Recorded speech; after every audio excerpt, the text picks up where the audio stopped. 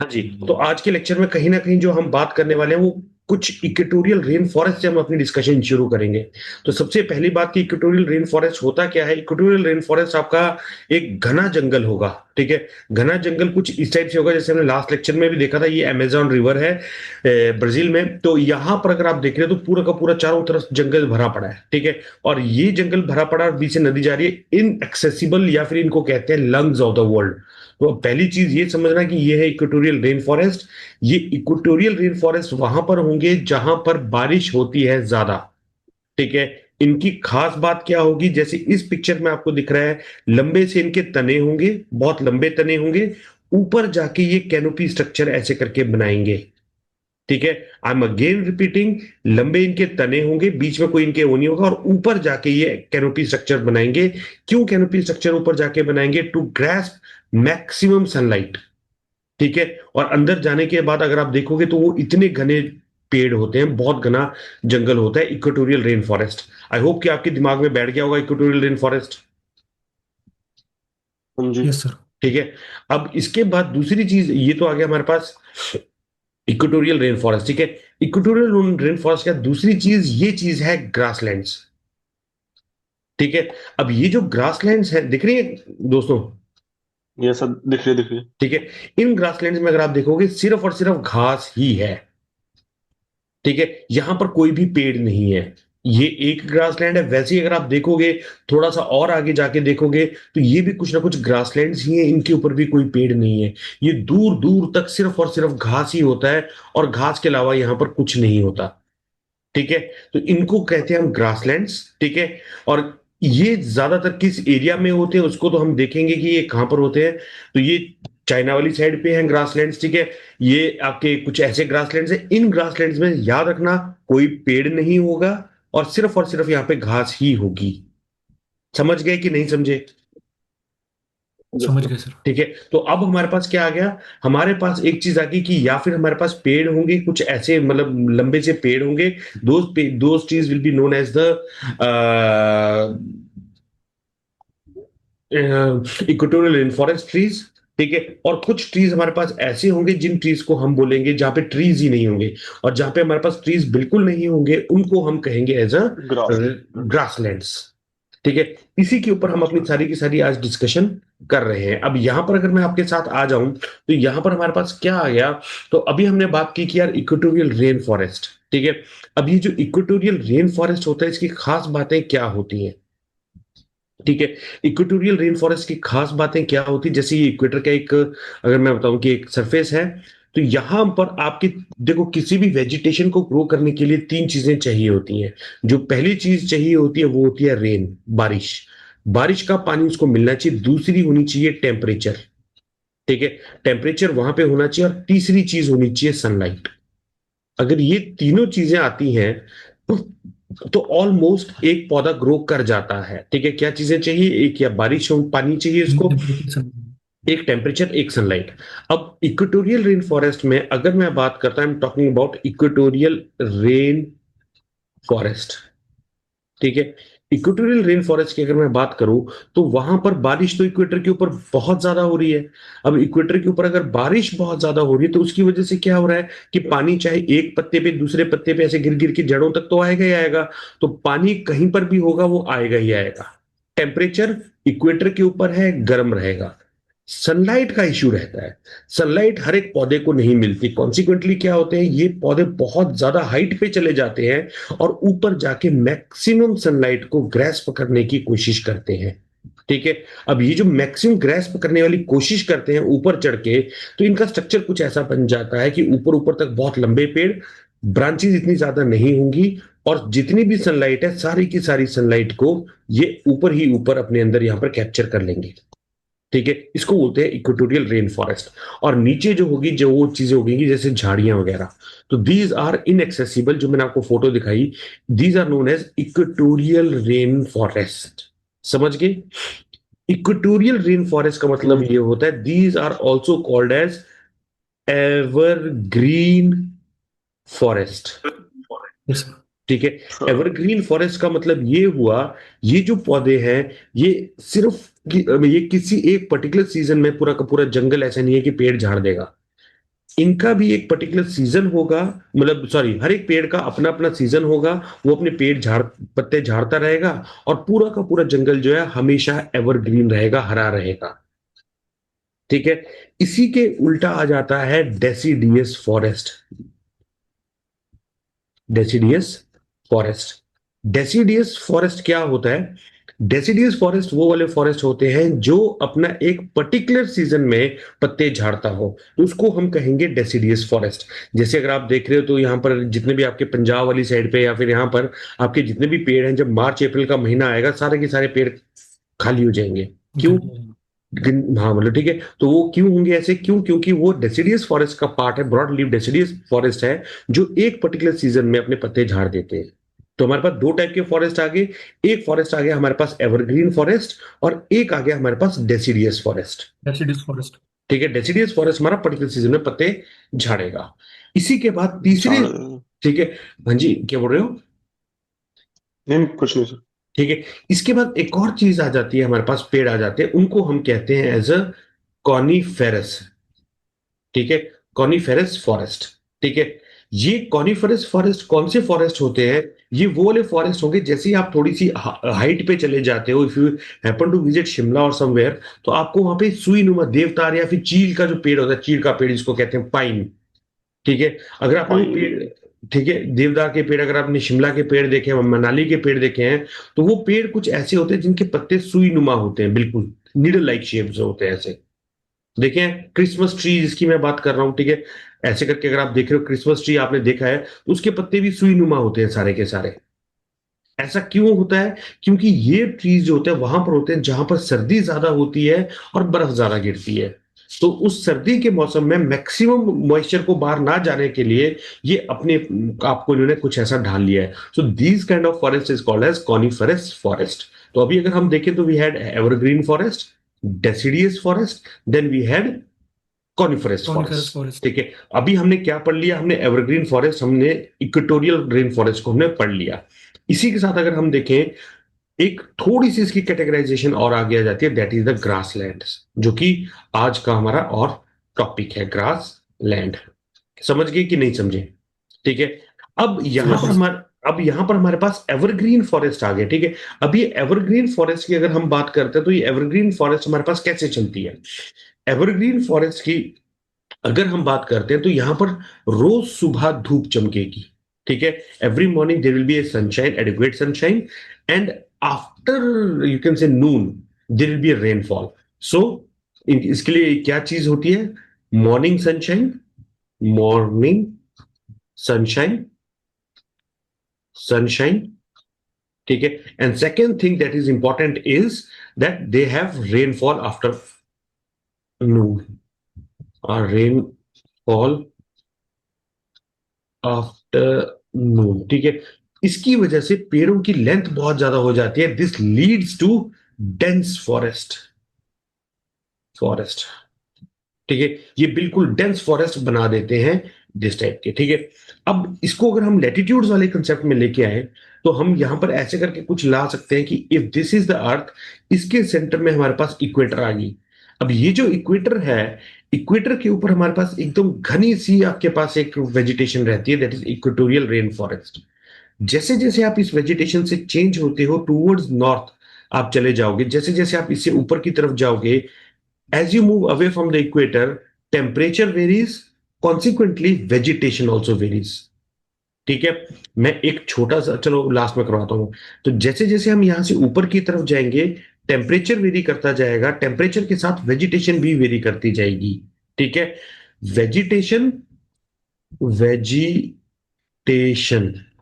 Basically दो चीजों पे डिपेंड करती है।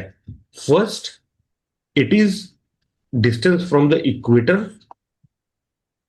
डिस्टेंस फ्रॉम इक्वेटर, कि इक्वेटर से कितनी दूर है। And the second thing is it is height from sea level, sea level. ठीक है। इन दोनों कंडीशंस में वेजिटेशन वेरी कर जाएगी एकदम। अगर आप इक्वेटर से पोल्स की तरफ जाओगे तो यहां पर आपके पास वेजिटेशन आएगी, और यहां पर पोल्स में जाके आपके पास कोई वेजिटेशन नहीं रहती। तो पोल्स में जो आपके पास वेजिटेशन रहती है, उस वेजिटेशन को आप कहते हो as a lichens and mosses. याद रखना, ये बहुत इंपॉर्टेंट क्वेश्चन था किसी टाइम पे। ठीक है, तो लाइकन्स एंड मॉसेस, मॉसेस काई जैसी होती है, lichens is a symbiotic association between algae and algae and, एक और का नाम है यहाँ पर आ जाएगा मुझे, ठीक है। तो ये सिम्बायोटिक एसोसिएशन है लाइकन्स एंड मॉसेस। तो ये काई जैसी होती है, फंजाई। सर अच्छा समझा। ठीक है, तो इन दोनों को मिला के आपके बनते हैं लाइकन्स। ये ऐसी होती है जैसे काई जैसी ना, तो वो पोल्स के आसपास आपको ये वाली दिखेगी। तो इक्वेटर पे इक्वेटोरियल रेन फॉरेस्ट होगा, वेरी इंपॉर्टेंट।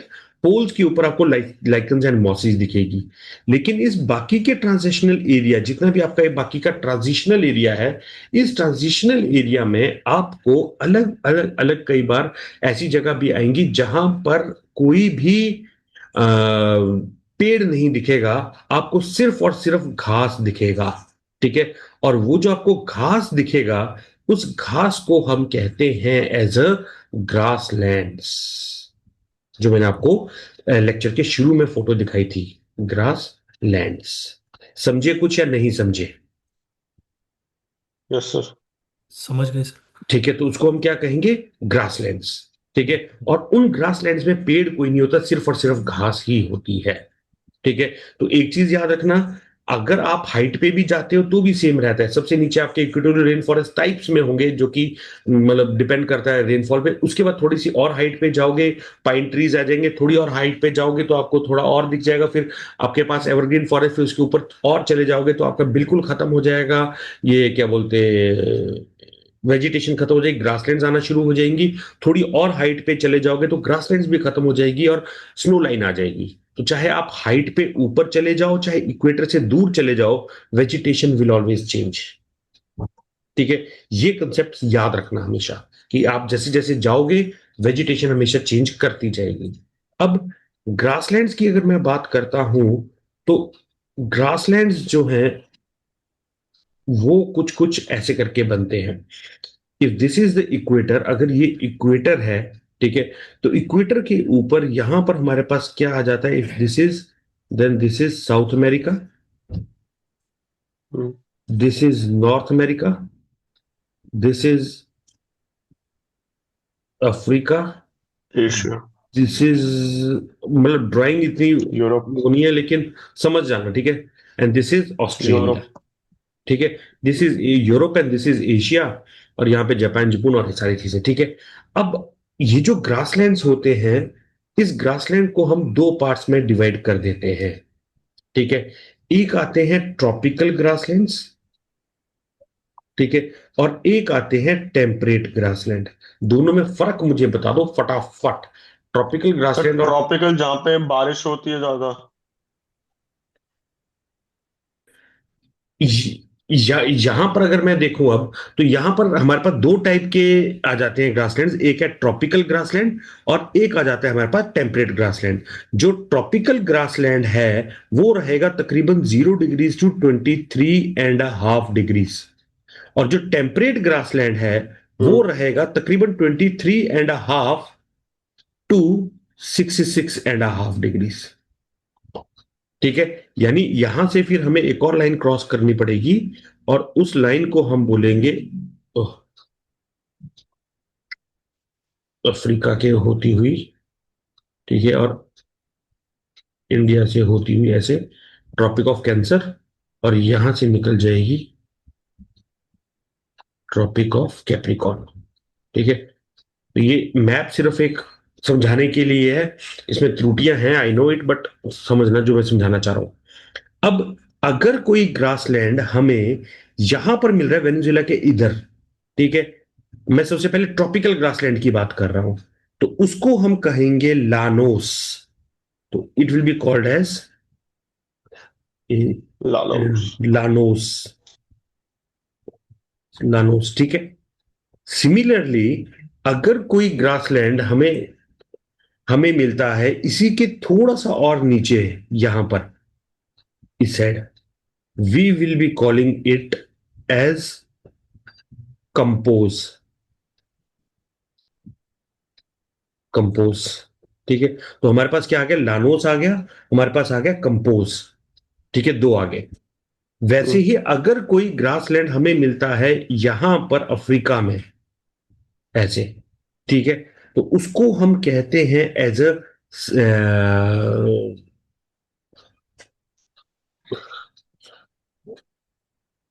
आएगा मेरा नाम याद, ठीक है, अभी नाम मेरे मुंह जुबान पे नहीं आ रहा, ठीक है। तो एक हमारे पास यहां पर ग्रासलैंड आ गया, ठीक है, और ये हमारे पास दो ग्रासलैंड्स आ गए, ठीक है। अब ये हमारे पास कौन से ट्रॉपिकल ग्रासलैंड्स हैं। अब हमारे पास इसी के साथ जो और दो ग्रासलैंड्स आते हैं वो आते हैं हमारे पास टेम्परेट ग्रासलैंड्स, ठीक है। उन, हाँ, इस ग्रासलैंड को हम कहते हैं एज अ सवाना। अगर आपने नाम सुना हो डिस्कवरी वाली साइड, बहुत ज्यादा बोलते हैं वो सवाना, ठीक है। तो सर इसको ये हम थोड़ा लालोस और लालोस के नीचे जो लिखा था वो बता दोगे क्या था एक बार? COMPOS, compose, compose. ओके। ठीक है। ये ला सब थे क्या? ये ग्रासलैंड्स इक्वेटोरियल ग्रासलैंड्स यानी ट्रॉपिकल ग्रासलैंड्स, ठीक है। इसको हम कहते हैं सवाना, एंड सवाना, ठीक है। तो यहां पर तो हमारे पास ट्रॉपिकल ग्रासलैंड्स, तीन ग्रासलैंड्स हो गए, एक लानोस, एक कंपोज, एक सवाना, ठीक है।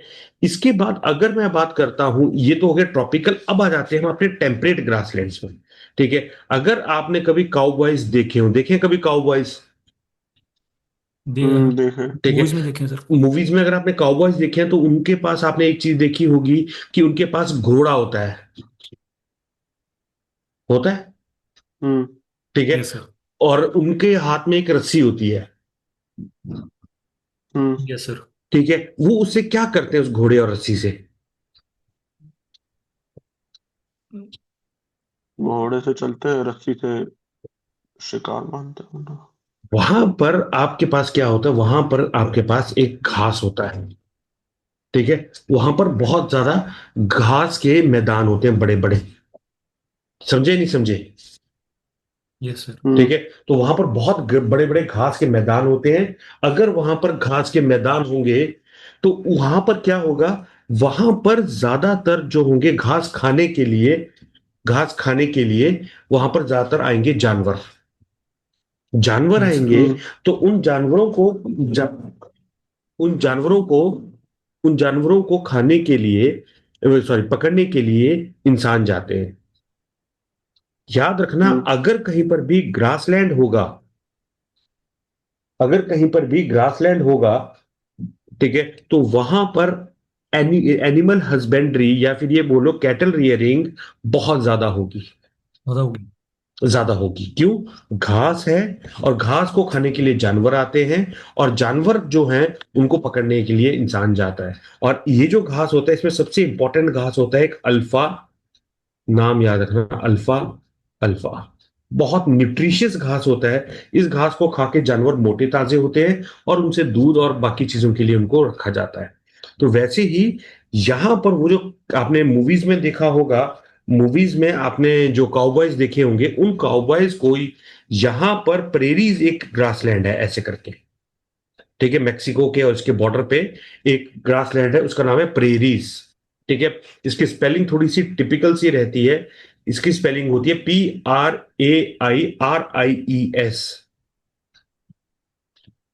प्रेरीज।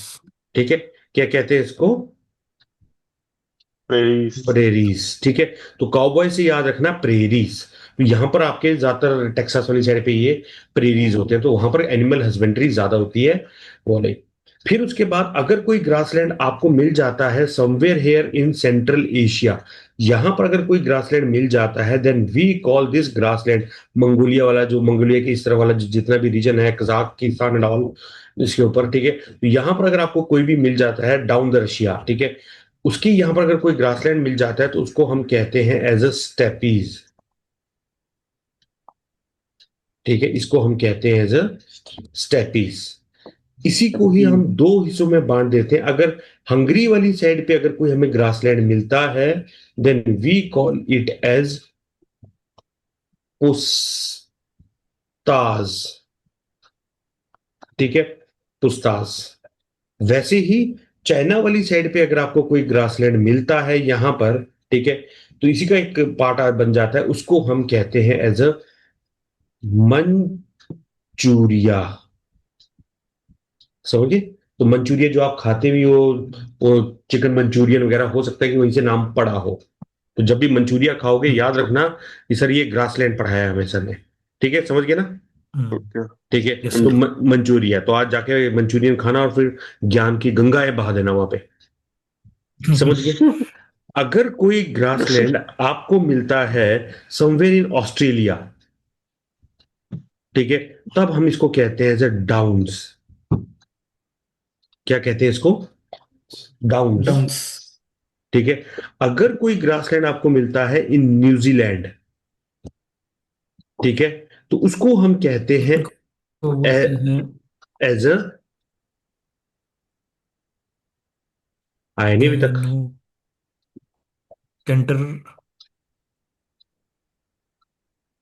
ठीक है। कैंटरबरी। कैंटरबरी। कैंटरबरी, यहां इसके ऊपर ऑस्ट्रेलियन सवाना भी आता है। एनीवेज, ठीक है। अगर कोई ग्रासलैंड आपको मिलता है साउथ अमेरिका में, यहां पर साउथ अफ्रीका में, ठीक है, उसको कहते हैं हम एज अ फेल्ड। ठीक है। It is written as VELD but pronounced as veld, जैसे फॉक्स वैगन है। ठीक है, तो उसको हम कहते हैं एज अ फेल्ड। सिमिलरली अगर कोई ग्रासलैंड आपको मिलता है somewhere here in south America, Argentina, Argentina है यहां पर, तो उसको हम कहते हैं एज अ पंपास। समझ गए कि नहीं समझे? यस समझ गए सर। सर। ठीक है। तो यहां पर पंपास है। ठीक है। तो ये आपके ग्रासलैंड है, इनको आपको याद रखना होता है। कई बार इजी क्वेश्चन आ जाता है कि ये वाला ग्रासलैंड का है, मैच द कॉलम। ठीक है। याद रखना, जहां की जैसी वेजिटेशन होगी वहां की वैसे ही हिसाब से चीजें होंगी। तो अभी तक हमने लैटिट्यूड्स में क्या क्या चीजें देख ली, एक बार मैं क्विकली आपको रिवाइज करवा दूं। लैटिट्यूड्स में हमने ये देख लिया, पहला पॉइंट लैटिट्यूड्स में, कि duration of day and night latitudes पे डिपेंड करती है। Duration of day and night, ठीक है, लैटिट्यूड्स पे डिपेंड करती है। लैटिट्यूड, लैटिट्यूड, ठीक है। दूसरी चीज, वेजिटेशन लैटिट्यूड पे डिपेंड करती है। लैटिट्यूड पे डिपेंड करती है कि जैसे जैसे आप लैटिट्यूड से दूर जाओगे वैसे वैसे आपकी वेजिटेशन चेंज होती जाएगी। तीसरी चीज जो यहाँ से वेरी करती है, वो ये वेरी करती है कि duration of day and night होगी, वेजिटेशन होगी एंड क्लाइमेट। कि इक्वेटर के ऊपर क्लाइमेट कुछ और होगा, जैसे जैसे इक्वेटर से दूर जाओगे वैसे वैसे आएंगे। Duration of day and night के अंदर हमने एक और चीज देख ली, और उसको हम कहते हैं as a daylight saving scheme. ठीक है। Daylight saving scheme. Saving scheme. ठीक है। तो यहां पर हमारे पास लेटीट्यूड का टॉपिक खत्म होता है, और आई होप ये बेसिक्स में आपको समझ आ गया होगा। ठीक है। Yes sir. Yes sir.